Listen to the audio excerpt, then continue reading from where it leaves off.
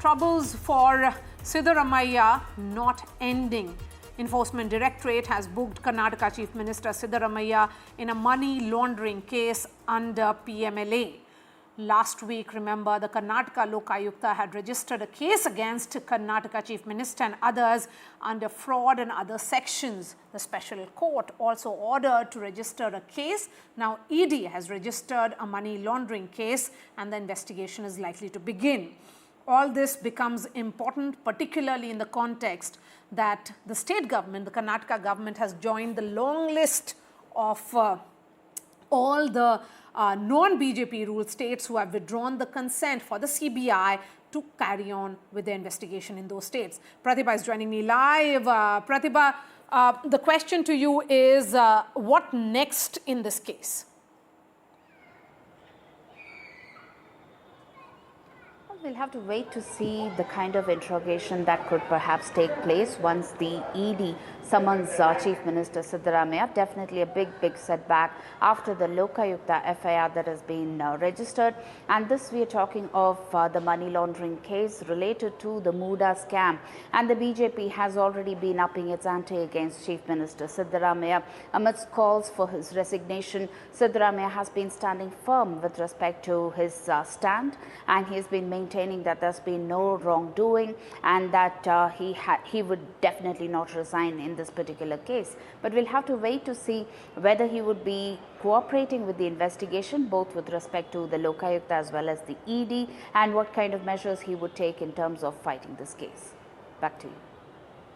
But Pratibha, before I let you go, I also want to understand the state has not given a consent to the CBI to carry on with its probe in Karnataka. What about the Enforcement Directorate? Well, nothing really known about the Enforcement Directorate, but yes, this definitely the timing with respect to the decision taken by the Congress cabinet in terms of shutting its doors or restricting the entry of the CBI was taken a little after the entire gamut of court cases that were on with respect to his petition fighting the governor. And here we are talking of the same complainant, Snehamayi Krishna, who did take Siddaramaiah to the court along with the others, and he was the same person who also filed a petition in terms of moving this case to the CBI. Perhaps it was this that propelled Siddaramaiah to have a call with respect to the cabinet and ensure that the consent or the open consent would be withdrawn in this particular case. Perhaps what he did not anticipate was that Snehamayi Krishna would also move the ED with respect to this case.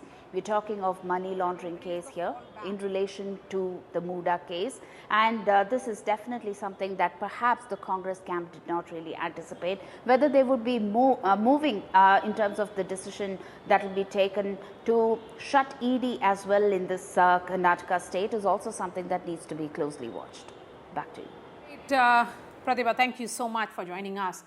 And while Karnataka Chief Minister Siddaramaiah is pointing fingers at the BJP with FIRs registered against senior leaders in the electoral bonds case, there are counter complaints against those activists who raised their voice in the MUDA scam, with many terming it politically motivated. Pratibha Raman with this report.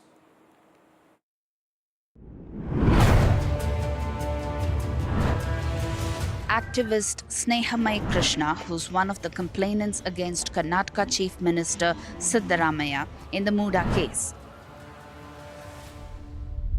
and has even taken the alleged scam to the Enforcement Directorate, is now facing a money laundering case himself.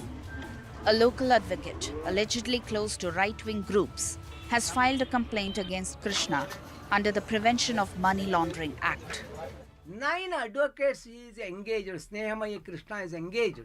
Who paid his air charges? From whose account it is paid?